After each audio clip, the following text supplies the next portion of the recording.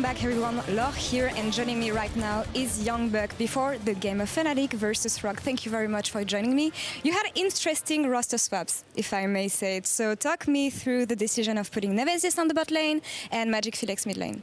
Sadly, I can't go too much into the reasoning behind the swap. That is something we've always done. We always try to keep it internal, even last year with Soas and Bwipo. Because of strategic reasons, we don't want to give away too much to the other teams. Well, in Reddit check, we heard that Reckless was in Sweden. Is he really in Sweden, though? No, he's still in Berlin. He's already started to practice with us since yesterday, so all is well. Okay, perfect then. Now, talk me about Magic Felix. How is he? Because we never saw this player in the LEC. So he's been performing extremely well in the UK LEC and EU Masters. And this week we started practicing with him, and I have to say it's actually phenomenal. We've also practiced a lot against our academy team, and he holds his own. It's pretty close with Nemesis. But this week we've been practicing against the top mid laners in EU LEC with him in the mid lane, and he's more than holding up. And can you tell me anything about the synergy between Hylissang and Nemesis on the bot lane? Because that's new for them. Hylissang and Nemesis, or Hylissang and Bwipo? Because we don't know yet who's going where. Hilly and Bwipo already have a lot of synergy, but Nemesis and Hylissang have enjoyed playing with each other, and I think it's always nice to have something fresh for the players as well. Interesting. Thank you very much for that. Now back to you, Shox. Thank you very much, Laure. Listen, I'm not going to blame Youngbuck for not giving us any insight because of strategic advantages. But what I will say is that as either Bwipo and the mid lane, top lane, bottom lane, or last year's situation is completely different from last year's situation where Reckless ended up in a pool in Sweden. And that is why I look different. This specific instance, just reading from the Fnatic statement, our management and coaching staff have decided to bench Reckless. To me, that reads as something else. Now, I don't want to get stuck in this loop of what we actually think because we don't know, right? Sure. I just think there's more than we heard from Youngbuck's mouth right there and what left to be. And that ultimately makes me concerned because Fnatic have been one of the best performing teams that we have in the LEC, and they even took down G2 not too long ago. And so what I want to see going into Worlds is two teams that can fight for that title. And if perhaps internal issues or the swip swaps that we're seeing from Fnatic, midway of the split might be the best time to do it, but I do not want to see these internal issues sprout up and cause problems. Yeah, and I mean, I think the most obvious thing from this, that it's not a Bwipo Soaz situation like last year, is that Reckless isn't leaving for a long time. He's literally just out for one game. So I don't see a world in which you bring in Magic Felix for one specific strategy against Rogue. That seems very out of left field to me. Yeah, the last thing I'm going to say about it is, of course, if you think it was performance related, last week Fnatic lost to Splice, but each player except Nemesis at least tied for most personal deaths this split outside of Reckless, who had a 3-2 and 4 KD and 679 damage per minute. He was the only one doing his job in that game. Yeah, I mean, the biggest issue for Fnatic in their game up against Splice was actually Broxa and Hylissang having very uncharacteristically bad performances. And I'm not just talking one or two botched plays. I'm talking consistently running into the enemy in situations where you're outnumbered, where you're horribly outgunned. And I just look at this and I see no situation where these plays are going to work out. Also, Nemesis against the Kiana dropped the ball a little bit, I would say. So I think we can all agree that that was an off game, right, Vegas? I mean, that's the bright side. That's what we'd like to think,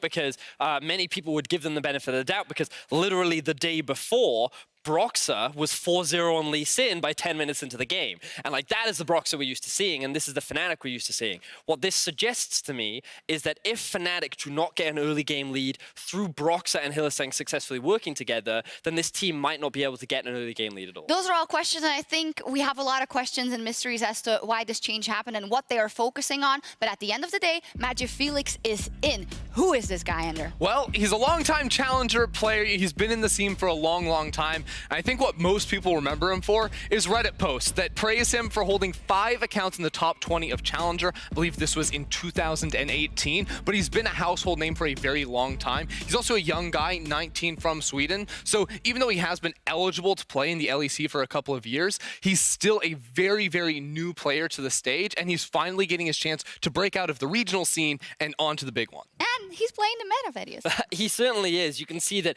Azir, Corki, two very big big picks that right now are very popular in the meta. And I think that given the current playstyle of Fnatic, I think it can work out very nicely.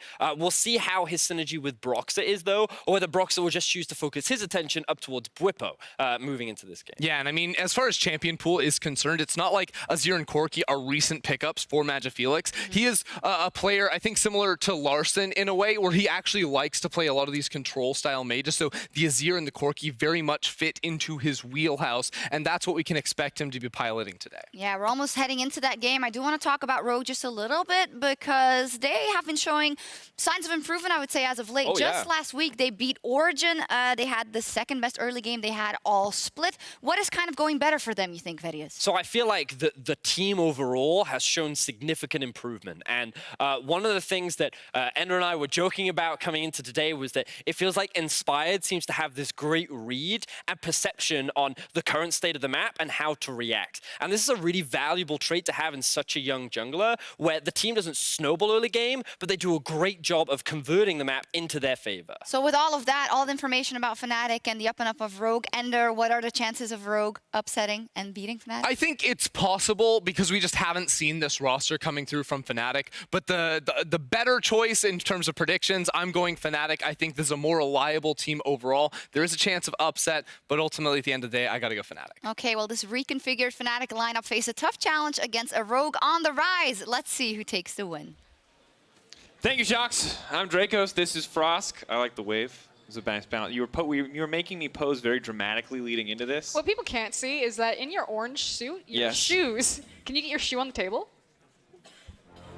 His shoes match his suit. And that's not as important as the looming champ select, although I'm convinced I can blend in the background. I'll test that after the game for those interested. Anyway, here we go. It is, of course, Rogue versus Fnatic. Now, normally, we'd head into this week and we'd go, oh, Fnatic, easy win. Rogue, you've been looking good, but probably not enough. Now, today, ladies and gentlemen, it is absolutely a different story. Fnatic swapping players in and out. We got Nemesis in the bot lane. We got Magifelix in the mid lane, and Rogue have been looking pretty damn good recently. Are you suggesting that this might be Rogue's best opportunity to take down the #1 team in our league? I absolutely am. Frosker. I can't argue with that logic. I also agree with it. I think if there's any time for Rogue to actually strike, it would be now. We just heard about Magifelix, the fact that this is his first time debuting on the LEC stage. So what is he going to do against Larson? And while I build that hype matchup, I have a feeling it's going to be Corki or Azir, but thankfully Azir has been banned. Both these mid laners play it, and I do not want to see it. Yeah, absolutely a golf clap to Fnatic.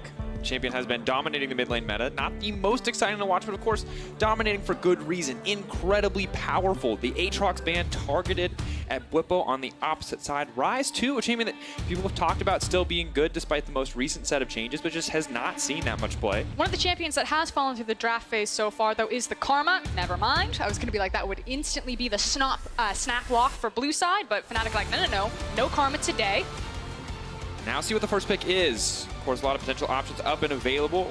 And it looks like the Olaf will be instantly locked in. Okay, Dragos, I know that you have a very mixed relationship with Olaf. There's a lot of love and hate. That said, I do think Inspired is one of the better Olaf players. In fact, we were having this discussion on social media. Okay, so I'll say this. Polish junglers are exceptionally good at Olaf. I don't know what it is about the water in Poland, but it makes good Olaf junglers. Jankos, Inspired, probably self-made included. Whenever they lock in Olaf, it just turns into a completely different champion. So I will say, yes, if Inspired is going to play Olaf, I absolutely agree with it. The issue that Olaf has is that you really have to invest in snowballing him, since he has a very direct and kind of linear play style, that if he doesn't get snowballed, if he doesn't get strong, then in the late game when you need a team fight, he can only do one thing, and that's kind of run into the enemy team and try to assassinate the backline. See, though, if Inspired can have that good early game, this, of course, would be the game to have it going up against Broxah. Now debating their options, they've already secured the Lux for themselves. The Sivir, a very standard pairing. If they want to round this one up, they will be going toe-to-toe with Nemesis and Hylissang's Xayah Rakan duo. Now, Hylissang on Rakan is absolutely terrifying, no doubt there. The Corki for Magifelix, not a surprise, something that he has a history of playing. Excited to see what he can do with it. But the Xayah for Nemesis surprises me. Normally when people swap into this role, I expect to see them play like, you know, Sivir, or like they sit back and they hide. I mean, I think there's kind of two ways to look at it. One, I hear that Nemesis' secondary role that he plays is ADC, so he actually should be quite adept at marksman picks. And then two, if you kind of take a page out of Perks' book, Xayah is a zone control ADC with her feathers, so she has a lot in common with kind of the mentality that how mid laners play and how much control they can have over the wave. So I think if you're already in that mindset of playing a lot of mage-oriented champions, Xayah is not that far of a reach outside of that wheelhouse as a traditional marksman. Definitely makes sense. Functions a bit more as a caster. The Kennen, though, will now be banned away from Prophet. You obviously saw last week, LEC fans, how big and game-changing those AP Kennen ultimates can be. He's not going to get that chance this time around. Of course, the Nico is still up and available, a champion that we've been seeing a little bit more play this week after being banned out in week 4. And Nico works really well with AD junglers because then you have the mixed damage that you can bring into the top lane, so something like an Olaf. So there's actually a lot of potential for Prophet to grab the Nico here and pair it with Inspired's Olaf and have a really strong 2v2 top side of the map. I want to see if that's how they're going to play it. Being willing to go toe-to-toe with Broxah and Whippo is always a solid option. Silas, though, now locked in. Most likely, I think it's jungle. I was going to say, I don't know why I said most likely. At this point, could go top, could go jungle. I think jungle's the safe bet after what we saw earlier today. It looked like a very strong pick. Obviously has seen some nerfs in that department with the Petricite Burst, the Silas passive being nerfed, but the Nico up and available, as we mentioned, kind of remaining ranged top laner very much in Prophet's wheelhouse. Usually strong laning phase, can play it on hit, can play it AP. We'll see which direction he wants to take it. And the final pick from Rogue is they now take their time. Will it be a mid laner? Will it be a top laner? How are they going to select? Obviously, without Red Side, they do not get the luxury of perfect information, knowing where these matchups are going to go. And there's a lot of champions that Larson doesn't have available. You know, the Ryze, the Azir, the Syndra, the Corki, there's all champions that fit into Larson's MO of being more of a control mage player, so we're going to see him on something different. Perhaps it's him taking the Nico into the mid lane with that Jace, but technically still a double flex. Absolutely something that they have to respect. See what the final pick will now be. Hylissang going for the classic cover-overs as he usually does. But interesting, I feel like Larson has always been able to get comfort picks in his first few weeks in the LEC. I think GP's the safest option here. It absolutely is! It absolutely is! Frost GP is the safest option! The safest option if you want to sit back and do nothing, but my man, Whippo, wants to take it to Dunktown. And I'll tell you this, folks, I haven't seen a Rengar top lane in a very long time. Thank God. But from what I remember, this is a lane defined by you live or you die, and the first person to die loses forever. So we're going to find out how exactly this is going to go. You talked about jungle top 2v2? Keep talking. I got to look You got to look it up. Okay, he's played it. Frostgarden talked about jungle top 2v2, folks. Okay, so Whippo has recently played it. He went 19-3. He ran it with Conqueror. And basically, he builds the Tiamat for the wave clear, and then he just went kind of full damage, armor penetration. Yeah, it was a bruiser Rengar build. Little GA, little black cleaver action. Ladies and gentlemen, there's a lot to talk about this composition. We're getting easily distracted by a Rengar top. But it is absolutely time for Rogue versus Fnatic. A lot of things are going to be happening in this matchup. This is, as we've already mentioned, Rogue's best chance to get a win off of Fnatic. Magic Felix's best chance to show that he is worthy of the LEC stage. See exactly how this unfolds for both lineups. And you can already hear the crowd definitely behind Fnatic. So maybe new faces to this roster, the first time taking the stage, but they are taking the stage with the 6th man of the Berlin audience. And now we build it up, folks. Fnatic fans strong and in-house supporting Magic Felix and the entire Fnatic lineup. Despite Reckless's absence, always good to see. Magic Felix certainly, I imagine, is experiencing some nerves on stage. A lot of pressure, big shoes to fill. As we move into our 4th game. 2 games away, rather. From the end of the first half of the split, Rogue versus Fnatic starts now. You look giddy. You look excited. I know you're waiting for the dramatic pause. Because he took the grasp. He took the grasp. That makes sense? Yes, it does. So I'm actually really curious. I don't have a lot of experience with Rengar into Jace up into the top lane. I will say that one just up front. I have some ideas about how this matchup will work. Probably includes bushes, probably includes jumping onto Jace and making sure that he can proc that grasp. All right, ladies and gentlemen, I want to clarify that REC in Woolite's name is not recreational because he's going up against an auto-filled 80 carry. That is his academy, or rather Polish league tag, and it doesn't mean anything other than I got to make that really dumb joke. So just disregard that for the rest of the game. I was told to tell you to disregard that. Anyway, back into the game. I mean, we could talk about junglers. They're cool. But let's get back on topic. Rengar top is... I know you don't... So give me some guesses here. Well, I mean, the whole idea with Jace is that he needs to have jungle assistance or attention. It doesn't mean that a jungler needs to camp his lane, but it needs to mean that he doesn't have a threat of being ganked because he wants to be far forward and use his range. One of the things that Jace can struggle with is obviously if someone jumps on top of him, but normally with his ability to knock back, he can disengage from those situations, use movement speed, create some distance, and then layer down auto attacks as you disappear back. But if Whippo can maintain control of this, keep leaping on top of him trading damage, then maybe the trades go in his favor. I think level 6 becomes really scary for Jace. Yeah, of course. A lot of brushes now. They split top lane brush, I believe this season or last season, and makes it a little bit easier. Whippo, 2 CS in the first wave? Oh, rough start for the Rengar. We'll kind of check back in. I can't imagine level 1 or really level 2 are going to be the pivotal moments in this. I do want to take a look at the bottom lane. We do have Nemesis now playing AD carry, and I think anytime Reckless gets subbed out, because honestly, folks, this is a regular occurrence now, we have to ask, like, what does Reckless do for Fnatic? Is Reckless pivotal? Is he going to be the element that decides games? And this split, while he did have a fantastic game against Splice, it doesn't look like it's been the case. Yes, his KDA is insane, but he's not participating a ton with the team. He doesn't have great kill participation at 15 minutes. You can see he's really never there. And his damage share is pretty okay. So, Frost, tell me, how important is Reckless for Fnatic right now? I mean, I think it's just kind of the AD carries in general aren't as important as they once were when we were running around in an Ardent Sensor meta. I think Upset said it best on the analyst desk just a couple of games ago, that it feels like a lot of the games are decided kind of by mid lane, which is why, when Nemesis seems to fit more with Fnatic, suddenly they seem to be on a completely different level. So, while it's always going to be nice to have someone like Reckless in your back pocket when it comes to big 5v5 because he can be that team fighting god tier ADC, it's probably not going to hurt a lot in the long run since games are decided so quickly. And for now, hard to judge whether Nemesis or Reckless would have been more effective in the situation. Obviously, just getting pushed in by the kind of dominance that is this Sivir Lux bot lane. We do need to talk about the jungles because Inspired has managed to steal away both blue buffs, and you can see that he's now controlled the Scuttle Crab and can go back to his own red buff. So Inspired is running this jungle right now in the first 4 levels. Good luck, and this is kind of the expectation we wanted to set for Olaf. You mentioned it in Champ Select, but I have strong opinions on Olaf. No one else is going to die on top lane, so I'm going to say them. I don't like Olaf. He's a very high-risk, high-reward champion in my eyes. Yes, he's incredibly strong early game, but if you don't get anything out of him, he's useless. But right now, Inspired is getting a ton out of this champion. Look at the CS lead. Yeah, but that could be evened up by Broxah right now, who potentially looking for something underneath. Profit. The Fnatic cheers have gone quiet in brief anticipation of the gank to come. Oh. He's got to be empowered one. He can recast.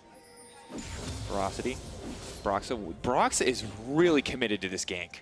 And you can see Inspired's actually running up the lane, so has a really good read about this. 2v2. I don't know if they want to take this 2v2. The stun is not going to connect. Broxah is immediately going to walk away, has to flash out. Empowered Shock Blast will not connect. Broxah now needs to look to retreat. Kingslayer is going to be enough. Buys a bit more time with the healing, but Prophet flashes out to safety. Whippo now looking for a kill. Goes in the bush, comes out of the bush, is going to look for the juke. Can he move his way around the Olaf? I don't think it's going to happen. He goes down. That's the double kill for the Olaf in the early game. So in the end, a very good read from Inspired, resets his position on the map. He automatically walks towards the top side and is able to pick up both kills right there. So overall, the top laners don't necessarily miss something after the kills go down and like a wave being pushed into the tower. You can see both people use the TP right there, but huge thing for Inspired is he's getting another great early game on Olaf. Honestly, fantastic from him overall. Take a look back at this play, but this is the kind of 2v2 power people talk about when they bring up Olaf. And it's also well played by Prophet. I thought there might be disaster as soon as that Shock Blast didn't connect and Broxah was actually able to get a lot of health back. I'll hold it though. Whippo going back to lane, trying to juke his way out using the minion, but this is very hard duo to get away from. The Empowered Battle Roar will give him a bit more health. He's now on the retreat, trying to walk away. Broxah going in, the stun will connect. Whippo burning, slowly trying to walk away. TP now coming up, the shutdown is there onto the Olaf, wants to get away, wants to leap onto Larson, goes back, is going to be able to walk away for now. Whippo is still alive! Healing up, the snare will connect. Whippo now set to fall. Magic Felix, can he get anything back? I think he's overstayed his welcome. Woolite Now slowly but surely going to walk him down. Both sides walking away from this play, but neither one unscathed. Big thing, though, is the fact that Woolite picked up a kill right there using the TP on the Sivir, went up to the top lane. Xayah traded it, got that extra experience, so kind of an interesting fact that everyone funneled into that top lane. Didn't even get the plate, though. That hurts. And already, top lane chaos. has been incredibly explosive. And this feels very much like what you expected when you told me about this game. You're like, this is going to be a bloodbath either way. And for Bwipo, this is probably not what he was expecting. But I didn't think it'd be a bloodbath like this. I think it's interesting that Bwipo wants to hold his wave this far forward. It makes a lot of sense because if he ever gets stuck in front of his tower, then he doesn't get access to the brush. And obviously that means a lot for Rengar, so he can use a lot of his leap. So Bwipo unfortunately has to put himself in kind of a really tricky situation, especially now that he doesn't have access to Flash, to be far forward to utilize his champion. And he's really looking for that level 6 right now. Having Throw the Hunt available could have given him an escape, but doesn't happen. And giving Larson an early kill is never a situation that you're excited about. It also hurts in the itemization that Prophet has gone for, the fact that he went for a very early Executioner's Calling, so trying to deal with some of that inbuilt sustain that Rengar will bring to the lane. So things might start wildly going out of control. I'm curious how much Bwipo's ultimate, now that he has access to it, will turn this. Like you're saying, he can use it offensively and defensively, so being super far forward in that lane, still getting access to the brush, and then trying to use it to run away. Or maybe start roaming around. Hey, I don't want to lane with Jace anymore. I start looking mid or invading with Broxah.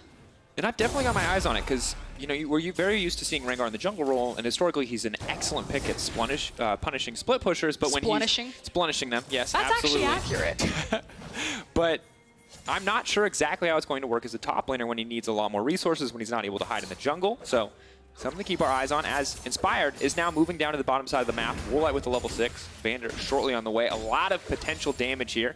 And they're setting up now for the Infernal Drake. So I do want to quickly kind of, while this Infernal is being done, go back up into the top lane and talk about the positioning. Prophet is playing weak side of the map. He doesn't have his jungler right there. And because there's no flashes, again, both Rengar and Jace have to be far forward to really abuse their champion. But Bwipo let the wave push into him finally, knowing that he had Broxah on top side and Prophet didn't. So it's unfortunate for Fnatic that they lose the Infernal, of course. But Bwipo is doing a really good job on when he's controlling the minion wave to try to make the most out of this matchup. But now Magic Felix and Broxah have to be careful because the bot lane pressure, while it has set up Bwipo to be comfortable on the top side, it's making everything else a little bit more difficult. Fnatic now looking for the collapse. They will have 3v3. They have priorities. Woolite moves forward. That's a fake Woolite. Eyes on where's she going to go with the Nico. Broxah now stepping forward. Larson can't get anything done. He doesn't even need to. Roger absolutely deleting Fnatic. 2 more kills for the Olaf. And Inspired is making this champion look completely and totally unbalanced. Oh!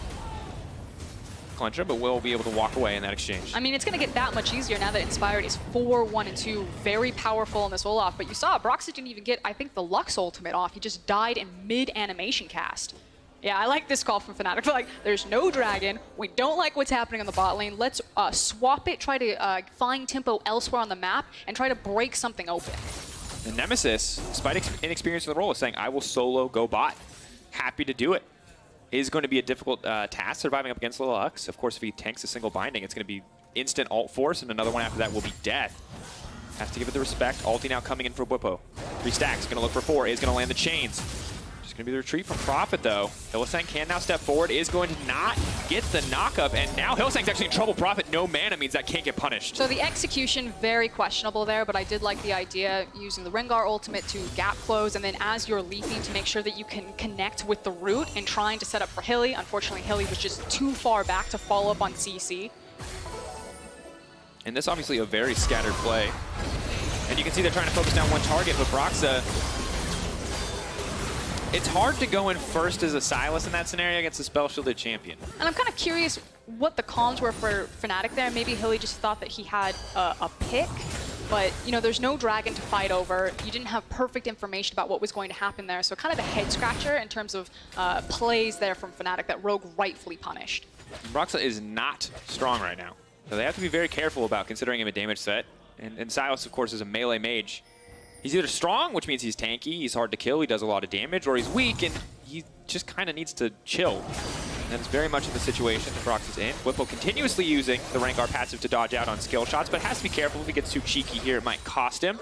For now, look at the top 3 on that gold chart. Inspired, Woolite, and Larson. Pretty much everyone when you want your gold on in the early game. Only Profit really suffering on the side of Rogue. And of course, we've now swapped up to where we have numbers advantage on the top side of the map since it's Rift Herald that's in play. And this is probably where Rogue want to strike next. It's now where can they get priority over this river by maintaining the priority over top lane as well as the priority over mid lane when they feel safe, which Inspired does now. They're going to go ahead and start this up. I don't know if Fnatic can actually get in a rotation fast enough to contest this. You can see that Xayah is walking to the top side, but I think Fnatic know that they're behind the play and they have to let this one go.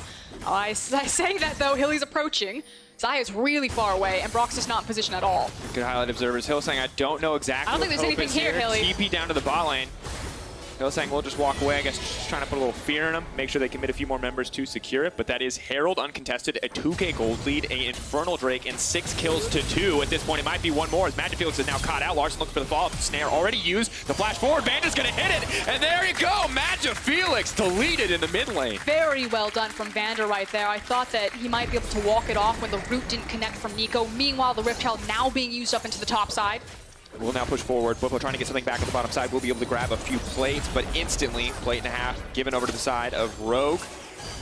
What else can they get done? Hylissang still fearless stepping forward here. Single binding would mean his death, but has confidence in his ability to get out on time. And oh, now the dive is coming. Hylissang is going to try to make it out safe. To use the extra movement speed from the ult. He is now leaping in. Woolite locked up under tower. Does have the stopwatch to buy a bit more time. Nemesis with the ult. He pulls it back. Is going to lock him up. The spell shield will not need enough, but that Olaf is tearing through the team.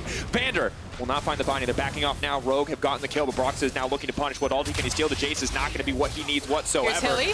Walks away. Hylissang still on the flank. Have to be careful. Rogue, if they overcommit here, could turn against them, but the odds are not in Fnatic's favor. It will take a miracle if they want to outplay this one. Brox a long way off from stealing another ultimate. I think they just have too much health right now. You're looking for a big turnaround. Remember, there's no TP on Bwipo, so Hilly's going in. This is a 3v... Oh! Hylissang I don't think he wants getting it. lower. TP now coming in.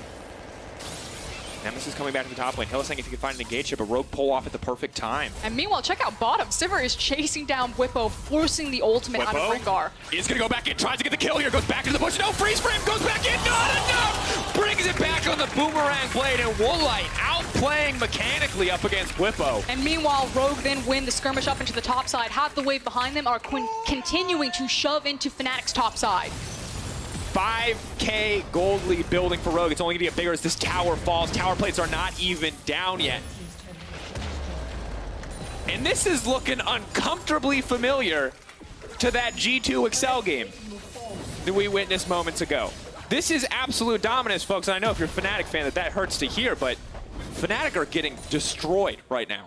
And a lot of it all started from the jungle. We're going to see another look at this one. I think you were right, small screen for me to see, but it looked like it was the back end from the boomerang blade that caught Bwipo. He fancies his chances, he turns around, looks for the counterplay, because he could just walk it out right now. No, he knows that this is his chance to shine. Ready for this? Oh, the flash! Brings it back! When's the last time Woolite positioning was a positive thing? Because it is right now, folks. That was clean! Flexed on by Woolite. Oh. It's the new era. That's recreational Woolite, folks. He don't mess around. Those are some nice colors. He's going to ask to play with that tag for the rest of the season. I swear it's a good luck charm. At this point, folks, 5K gold lead. Of course, Fnatic, important to note. Yes, they made a single roster swap. It is functionally 2 roster swaps. They have Nemesis playing in an off role. They have Magic Felix playing on a team that he does not normally play on and a league that he is not used to playing in. So no doubt that this was a Rogue-favored matchup, but still surprising to see it be this dominant this early on. And you can see the Fnatic are continuing to try to hunt. Now, when we were setting expectations for this game, Fnatic play... Hold it. Back up. Bwipo now trying to retreat through the hunt. A lot of movement speed here. We'll be able to buy a bit more time as he walks away. Binding will not connect. Needs to flash out to safety. Still, of course, invisible, so follow-up will be hard here, and we'll make it out. But Bwipo getting caught left and right. So on euphoria, Bwipo explained Fnatic's play style that him and Hilly will just constantly look for plays. And I felt that going into this, Rogue actually had a decent chance into this matchup because Rogue are also a team that love to just fight you. They love to brawl, they love to go toe-to-toe to throw these punches, and usually they bring a lot more hard CC than necessarily what's showing in this composition, but that's basically been the story of this game so far. Fnatic look for the plays, but Rogue are just as bloodthirsty and just as capable to meet them blow for blow. And impressive to see. A team that was honestly just completely lost in the previous split has turned things around. Shout-outs to the team that was basically entirely promoted up here from the Polish League. Prophet will now grab the tower. 5K gold lead being maintained on top of 2 Drakes. 15 minutes and 48 seconds into the game. This is absolute dominance thus far from Rogue, and for now, Fnatic are just going to be forced to farm up, and for Hylissang to continue to look for these opportunities. And frankly, things are just getting wildly out of control. I don't necessarily know what the scaling potential is for someone like a side lane Rengar. I kind of think that there's going to be a point where Rengar is going to be Rengar no matter what, and he'll find that assassination potential. So maybe if you think of him kind of in the same way that G2 would use Pike, like to hunt on the map, but it feels like Whippo really needs to pick and choose his targets better. Has to be careful. No thrill to hunt, no flash available. Hylissang now coming over the wall. Rogue looking for the collapse. They have the Cloud Drake as well with the Olaf. Ultimate now used. Whippo gonna need to pick a target to jump to. The Olaf not ideal. He's gonna heal up. He's gonna block a bit of CC. Ultimate now stolen. Decent amount of AP for the size, but you can see the Kindle Gem coming out. So Luxalt isn't gonna hurt that much. And now the retreat with the package from Magifelix. Fnatic will not lose Whippo, but in the meantime, you can see Nico free farming on the bottom side of the map. In the mid lane, Sivir catching the wave. So Rogue still very much coming out on top. And it kind of feels like both teams are actually fine as we enter a bit of a lull here. Yeah, there's some trading back and forth, trying to see if you can posture to find a pick, but we're kind of in between items. So at 2 and 3 items on various different champions, that's when more action should happen. But I think this is actually just going to be a reset and a vision war for the next 2 minutes. And this is the point where we really get to test Rogue. Because despite the fact that, yes, Fnatic have some players that are not set up for success here, Magifelix playing on a new team, once again, Nemesis put into a different role, you still have to assume that the structure is intact for placing vision, for contesting vision, and for moving around the map. So good opportunity for Rogue to test their chops in terms of the macro game, but also a bit easier to play when you have a gold lead this big, so we'll have to see. And you can see the vision war right here that we were just talking about. Inspired and Vander are just so strong at this point that if Vander catches anyone, Inspired by himself can probably kill them. Yeah, the Rengar caught out and dead. Stolen. Luxalt will not connect, and Rogue finding the pick, move up to the top lane tier 2, right as the wave crashes, and this is textbook clean from Rogue. There is a potential here that a flank comes through, but they would be playing at a numbers disadvantage. So again, how lucky are Fnatic feeling? They're still in between items, particularly on Magifelix there on that Corki. So I wouldn't push your luck. Absolutely would not. This comp goes really fast when it wants to. That is a Sivir and a Jace and an Olaf. This is the Mazda comp. Excuse me, the Kia comp. No, the Mazda, like zoom, zoom. Legendary for going fast. Could have said Kia and shout out the sponsor. You could have said Ferrari and people would have believed you and you said Mazda. All right. Shout out to the people out there with the Mazdas. I hate you so much. I'm sorry. Little Miata action. All right. Coming through here, though, you can see what happens when you tank a Lux Binding to the face. The enemy team is 6K gold in the lead, of course. Fnatic just going to lose out there. And for the Fnatic team, the story remains to be Frost, as it has. Holding on, surviving. You can see Brock's getting closer and closer to the Proto Belt. 2 items for Fnatic are pretty far away off, but pressure is now on Rogue to extend their lead. And unfortunately, there's just not a lot of major objectives for Rogue to kind of slingshot themselves into a more secure position. They're trying to take small incremental advantages, so things like contesting the red buff. But there was no Baron. We're waiting on the Infernal to spawn in 1 minute 30. So for now, Rogue are just kind of hunting and placing down vision. Whereas now that Whippo has his Tiamat completed, as well as his Black Cleaver, he's able to free farm and really hard push these side lanes. And again, we're just trying to hoover up as many resources as possible for this Rengar to actually be a functional champion in this game and have the ability to delete someone. Yeah, really waiting to see this Rengar kind of do anything. Obviously, it has looked pretty good in a few different trades, but I mean, if he lands on Vander or Woolite, I fancy his chances better this time around. Yeah, I was gonna say this time around because last time it didn't look so good. But of course, as Rengar gets further and further in the game, he opted into trying to outplay. Yeah, and he scales incredibly well with both AD as well as cooldown reduction, and of course the Bone Tooth Necklace will be able to get more AD for himself. So not normally someone I'd consider a scaling champ, but in terms of raw 1v1 potential, absolutely is. So now that the Infernal Dragon is going to be spawning in 30 seconds, you can see that Rogue have smartly moved their vision over. Again, they were kind of just waiting around for a big objective to spawn that they could, again, continue to try to force their advantages. I really like how they're doing it on the wave. Whippo is now slowed down, is now stunned, dodges the CC, and cannot make it out to safety, just instantly dies. In the meantime, Magifelix does manage to break a turret, but you have to wonder what the comm sounded like on the back of that one. Rogue will now break another tier 2. And ladies and gentlemen, we're on the cusp of a Rogue victory over Fnatic. And they're styling on them. Absolutely are. It's starting to clear out the mid wave. Bot lane inhibitor tower is Is anyone red. going to stop them? They need to find the collapse here. Inspired, of course, has no ultimate available. The flash is up. Hylissang can try to step forward, but there's really no follow-up package available from Felix. I really like the positioning from Vander right there to be in between the mid and bot lane. So if Felix had overcommitted with that package, immediately Rogue would have closed the trapdoor. Goes through, but another Infernal Drake. Rogue at this point get a lot of freebies. They're so far ahead, people just This kind of give them tempo, though, stuff. this is dangerous. You can see the immediate ping towards Baron, so Rogue resetting too many members right now gives tempo to Fnatic to play this Baron, but Rogue know it. Everyone is racing towards this objective. This is the comeback opportunity that Fnatic were fishing for now. Brox has stolen a Jace ult, but not ideal for the fight to come. Vander can scat out a decent amount of vision available. Will use on the hunt. Zoom in his way into the pit, trying to buy a bit of time. Laser has been used, going to make it a lot easier to contest, but eyes on Inspire. Can he make way to the pit? 9K getting lower and He's lower. in the pit. Olaf, can he take it? But no, Brox manages to get it, but the knockup is there. Launches it amidst the team. It is going to be an absolute massacre for Fnatic, but they do manage to get the Baron. Hylissang is going to escape. Bwipo will live as well, and that means they're going to get 2 Baron buffs, but at what cost? And that's the thing, they only get 2 of them out. Rogue made the tempo play, they went for the Infernal, they reset too many members, Fnatic snap ran towards the Baron, and yes, they get it out. It's especially going to help on that Rengar, but I think it's going to mean not only the team fight, but possibly an inhib. Hylissang, They don't have the minions. They didn't tank it. Aw. they have another wave there to back them up. Will they just try to end here? Countdown timer's getting lower and lower. They have to be willing to take a full on 5v5 with less resources. They are just going to back off, but an inhibitor down. Yes, they lost Baron, but this means, what does that Baron even mean for Fnatic? I mean, nothing. I mean, they could stall it to maybe not lose the game within the next 5 minutes that all those pushes and that is action was happening. They denied it from Rogue taking it and ending everything. This is a rough spot. And you can see Baron's going to get lower and lower here. Obviously, Laser's going to give you a little bit of information as to who is in the pit. You've got Inspired and Fake Inspired running into the pit. Actual Inspired very far behind, so was not able to get there in time. And of course, Nico Clone in the midst of the entire team. Very clever. I was going to say, very believable there. The Definitely acting, tricked the me. acting skill from Lark. I legitimately shouted that the clone was the actual Olaf. So if someone hasn't already embarrassed me and clipped that out, you can feel free to do so. I mean, that's like pulling the Kobe. The amount of times that Nico Clone has gotten Kobe, Don't shame Kobe. it's just funny. Oh. And this is interesting. Last team fight, of course, the Nico show. That was the multi-target ultimate. Well, when you're all stacked up in a Baron pit, fish in a barrel. Yeah, absolutely.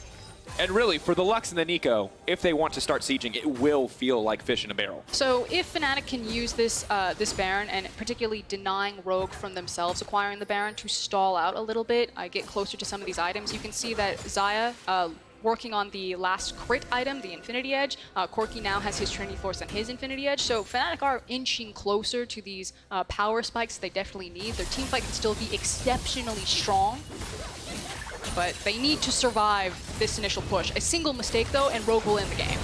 A lot of poke coming in. Larson body blocking a lot of skill shots there with the Shape Splitter, with the Felix. copy.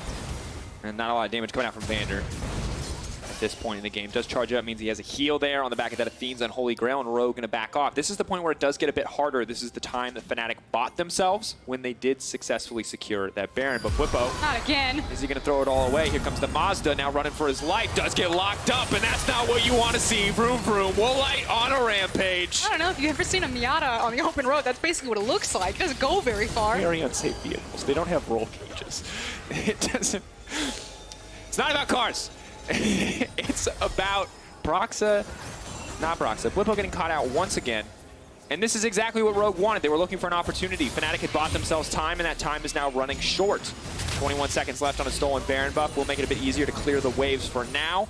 Broxa with the stolen Lux ult will be able to do more work than Vander can. By our wave clear combined. Managed to take away some, but immediately the engage now comes in. Hylissang, though, just deleted. Prophet now on a rampage. Rogue are just going to break into the base, so there's nothing that Fnatic can do. They do not have the stats to go toe-to-toe with Rogue at this moment. Bwipo is now coming in, but he doesn't have an ultimate. He burned it in the play earlier. Will now have to back away in the end. Rogue consistently coming out on top. It is just brutal to watch. The goal lead is speaking for itself. You can see the poke damage that comes out of Rogue whenever they approach a tower. So yeah, there's an abundance of wave clear on the Fnatic side between the Corki and the Xayah, but if a single binding tags you, if a single axe tags you, if a single Jace shock blast tags you, everyone just explodes. And this, right now, for Fnatic, is a situation where For the first time in a long time, you're telling Bwipo and Hylissang to chill, to wait, to buy as much time as possible. Because you can see the Rogue are not hesitating to make these plays. It feels like other teams should take note of kind of the blueprint that has now been opened up for Fnatic, that if you know that they're going to go for the explosive plays, it's kind of like the G2 mentality. You must just be ready to play that style, and you're seeing how quickly it can burn them. But on the other side, maybe this doesn't happen with Reckless? We will never know. Yeah, I think if you're Fnatic after this game, it's hard to take a lot from this one. Other than maybe Rengar top isn't nearly as good as you thought it was. It was working for a bit there. Okay, I'll give you that one. Well, next up is SKOG. Going to be an absolute banger of a Game 5, final game in the first half of the split. All I'm saying is, don't give up on the Rengar just yet. I feel like a lot of this was the guy piloting the Rengar. I'm going to say this is more so on some of Bwipo's choices. All right, fair. And here we go, folks. The last stand. Fnatic's final hope. If they can find a fight win here, they have the package. Rogue, though, are just going to back off and set their sights on this Cloud Drake instead. We are 27 minutes into the game. 7K gold lead for Rogue at this point. We're playing clean, cautious, textbook League of Legends, so everyone knows what comes next. Yeah. It's probably going to be the Baron. And the thing is it's really easy if you're on the side of Fnatic to say, hey, Reckless isn't here, we're not playing with full strength, it's easy to discount this win. But for Rogue at this point in the standings, in this race for playoffs, a win is absolutely a win. Wait. If Fnatic don't have any morale left in them, the crowd certainly do. The Fnatic fans are here. That mask is super cool. Little scary, but very cool. Fnatic fans ready. They want to see a victory. They came here tonight. They got tickets to watch Fnatic win. To watch Magic Felix win with Nemesis. So eyes are on Hilly right now. He's trying to use the control wards to find a flank, but Rogue, this is why we praise them for not only just being a good team, but an intelligent team, smartly knowing that the only way for Fnatic to get back in, to get a good engage, is to look for that side flank option. So immediately Inspired's like, not today. Wanders into the jungle, clears out all of that vision, and chases and herds Hilly back to his team. Oh, but now the trap has been set. Broxah might walk forward to check this one. The blast gun has been taken away. He knows at least one target is below him. Are they going to go for this one? Hylissang now stepping forward. 4K. Broxah needs to find his way into the pit. He secured one Baron in this game already. Can he get another one? Tries to leap over the wall. In the midst of the pit. Broxah can get it! The hero moment for Broxah! Fnatic buy themselves a bit of time. They now have to survive the 4v5. 43 seconds. That's the clock. Can they survive until Broxah is back alive? And these back-to-back Baron secures from Broxah might buy Fnatic just enough time. We still see how scary Rogue are whenever they approach an objective, whenever Fnatic are kind of bundled up in a single area. Any of this poke lands, and it's absolutely devastating. But at this point in the game, Fnatic do have the items that if they get the perfect team fight, they will hurt. Absolutely do. Hylissang has to be careful. Vander, a single binding lands. He'll be another member down. 15 seconds left on Broxah, buying a bit of time. He has a stolen Nico ult in his back pocket. Maybe this is Fnatic's moment. Engage versus poke is what it feels like. Bwipo, is he going to be able to get Hylissang trying to find engage to the backside? The Nico turns it around instantly. Hylissang goes down, but a lot of cooldowns burn. Luxalt will tag. A lot of low health bars, though. Fnatic may have bought enough time, may have dissuaded Rogue. It doesn't look like it's going to happen. Bwipo finally has the ult. He's running forward. The stolen Olaf ult, it looks like. Is he going to go for the flank on the backside? He's got a stopwatch. This is so incredibly high risk. If you die here, you will lose the game. Corki here as well. 4 members strong. Bwipo goes to the backside. He's going to do so much damage to the flank forward. Broxah not going to lock a member. Beautiful use of the stopwatch. Inspired buys a bit of time. Nemesis throws out the feathers. Forces Rogue back, and Fnatic pull the trigger. They fire their shot, but they miss. They do not find purchase. And now it'll be another inhibitor down, the third and final inhibitor for the side of Rogue. And the base has started to be flooded. Rogue, their patience has paid off. They've been playing this poke-oriented composition very well as soon as it's been crushed into the base. And just incredibly patient. And once again, fantastic use of the stopwatch coming in for the Olaf, buying time, stopping the fight from turning around as we look back at this play. I cannot believe Broxah A gets into this pit and B gets the smite off. Incredible, and this is, I mean, that's a heroic moment. You single-handedly kept your team in the game right at that time. But for how much longer is ultimately the question. Now it is only a 3.5k gold difference. The double Drakes, or the double Infernal, double Cloud, definitely going to more than make up for that difference on the opposite side. Or rather, will extend that difference. But now it's time to see one final fight. Can Fnatic fight off all of these minions and all of Rogue to hold on to this game? And that's the fact that Rogue at this position still have so many different ways that they can try to execute on closing out this game. I mean, I guess bright side for Fnatic is they have at least one inhibitor. Hylissang looking for a crazy Hylissang flank. Moving down, Prophet now potentially in trouble, flashes out to safety. Hylissang hits the fake, Larson, the rest of the team just gets locked up. Hylissang is gone. There has been no follow-up for Hilly on a lot of these engages. And I think that goes both ways, but ultimately has to be looked at some communication issues with Fnatic right now. They have Throw the Hunt, they've stolen it on the hunt.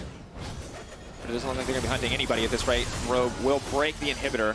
Very slow close for Rogue. Of course, the Baron buff is still up, makes it a little bit harder to push these minions in. Nemesis buying as much time as he can with the clean cuts, cutting through those minion waves. Rogue with eyes on the prize here. Woolite, though. Oh, man, that Corki burst. Rogue, are they going to back off here? They have the creep waves.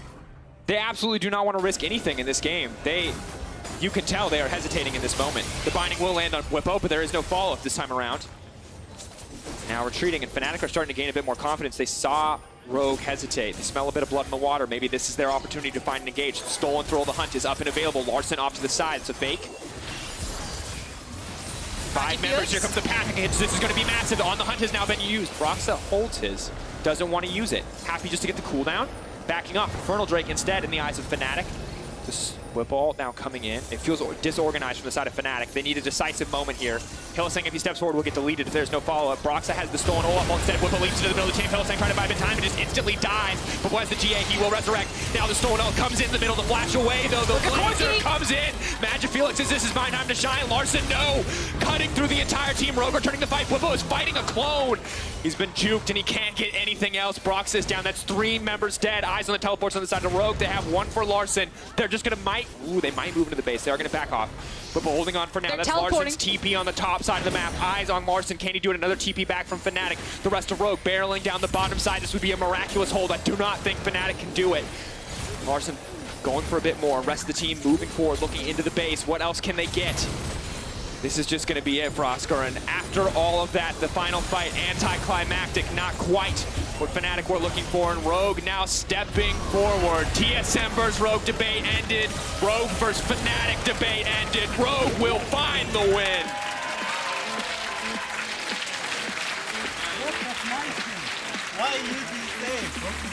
And you can see the team praising Inspired because that was a performance of a lifetime. Okay, save for the last, I'm going to say, 5 minutes of that game.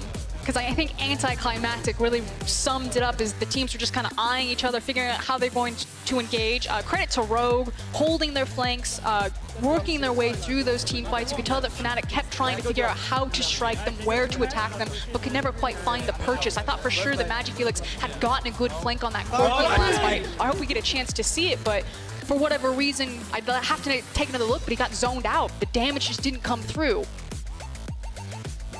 And it's very hard to run in an Olaf that's that fed. It's very risky that late in the game, but that moments of hesitation from some members of Fnatic. And the key word there is some, because the engages were never 100% coordinated. Never felt like the whole team was on board with the plays they were trying to make. And difficult loss to sustain. But on the bright side, only credit to Rogue. I mean, I think it's one thing to say that you beat maybe not the exact Fnatic that you would have wanted to beat in the situation, but the nature in which you did it, save for kind of that last messy fight, was very, very clean. Huge compliments to Inspired. I thought his early game jungle pathing, very intelligent as usual. And Rogue and Inspired and Larson in particular are really starting to make a name for themselves in the LEC. And we are going to hear from Inspired in a minute. Curious to see how he felt about that game, how he felt about the performance, how much it means to Rogue to beat Fnatic. Even a Fnatic that many would argue is not at full strength. But at the end of the day, Rogue rising up very quickly. We've called them the dark horse of this season. And with the names that they are knocking off their list, it feels more valid than it's ever been. Absolutely. As we take another look at this one. Ooh, in this first play, I feel like this set the pace for the game. Not just the top lane plays, but this play right here. Because normally, Fnatic goes for a play like that, you expect it to work out for them. And this is when it went from bad to worse. And this is kind of the Fnatic symptom. In both these back-to-back plays, you saw Hilly and Whippo attempt to look for their playmaking opportunity. Again, Whippo could just walk this one out. He says, nah, I've got it. But quick thinking and a sick flash from Woolite. Take a look back at that one. And the Woolite one is my favorite. Although this obviously fantastic here from Fnatic because Woolite walks forward. He says 1v1 me Rengar, takes it with confidence. And in this place, you finally see Larson steadily building up an advantage, but ultimately just deleting half of Fnatic. I do want to credit the package play there in that last Baron. Missed it the first time around. MagiFelix using the package to create a zone around the Baron to help his team secure it faster. So despite the 2 Barons going Fnatic's way, the game did not. No. I feel like you have to ban Olaf against Rogue now. I think that'll be the lesson from this game. God. Today is literally the day I tweeted that I hate Olaf, and now I'm gonna be honest, Inspired most definitely shut me up there. That champion looks really, really, really disgustingly powerful when it gets even 1 or 2 kills in the early game. Well, when you run into it in the early game and it gets fed like that. Rengar only can really go in until level 6, and then he can kind of go out. But of course, you can see Origin getting ready for the game against SK on the stage. But before we move forward to that game, we have to take a chance to award Kia Player of the Game. @LOL Esports on Twitter is the place. Prophet, Inspired, and Vander are your choices. I swear, Twitter, if you do not vote Inspired, I will hop into the internet, and we are going to have a stern conversation. Because as great as Origin looks right now, that man in the middle of your screen looking a little aloof in the center with the hair that looks like a paintbrush, he's going to win. He has to win. He's a monster. That performance was incredible. Yeah, I'm all aboard the Inspired hype train. It's cool, too, because we had so much praise from kind of the background. Like, analyst coaches really speak highly of Inspired, and it just wasn't clicking. But now, seeing a couple of his back-to-back, especially his Olaf performances, I think that he just has really great instincts on where to find opportunities. And now we've seen his Origin game, his Fnatic game. Like, Inspired makes plays that I don't think players are expecting him to be able to accomplish. Absolutely, I think just a very smart jungler. Oftentimes in his bad games looks a little bit passive, but in his good games he just looks 100% in control of everything. And excited to hear what he has to say because Lore is standing by with Inspired. Take it away, Lore. Thank you, guys, and thank you, Inspired, for joining me after the victory. Congrats on this one. You came in today knowing that you would play against a new-ish version of Fnatic. So how did this impact your preparation? We expected some majors on bot lane, to be honest. I mean, at least I was shocked when enemy locked in Civil. So I expect like Veigar, maybe some Swain, Vladimir, something like that on bot lane. Because Nemesis is playing. I didn't know that he can play that well on normal AD carry. All right, and do you think the results would have been different with the regular Fnatic and Reckless playing on bot lane? I think the game would be much harder because, of course, Reckless, Nemesis is playing AD for like some days. So, I mean, I think we would still have a chance to win, as we did today, but it would be for sure harder. Now, last question about you. You've been popping off lately, like so much, and everybody's been praising you so much. You may be in good position for Rookie of the Split, actually. So how would you rank yourself among the LEC junglers right now? I think it's a bit too early to rank myself high. I need to play some more games, I think, because it's only like the last 3 games or 2 games that I played really well, but I need to play more games to decide. What do you think about the performance you had today? Because I have some information about that. To be honest, I was really stressed today on the stage, but I guess I did a good job, so. You did an amazing job. You had player of the game. How does it make you feel? It's really nice. And it's really deserved. Congratulations again. Thank you very much for joining me. Thank you. And we're going to take a short break, and coming back, it's going to be the last game of the day. SK Gaming versus Origin.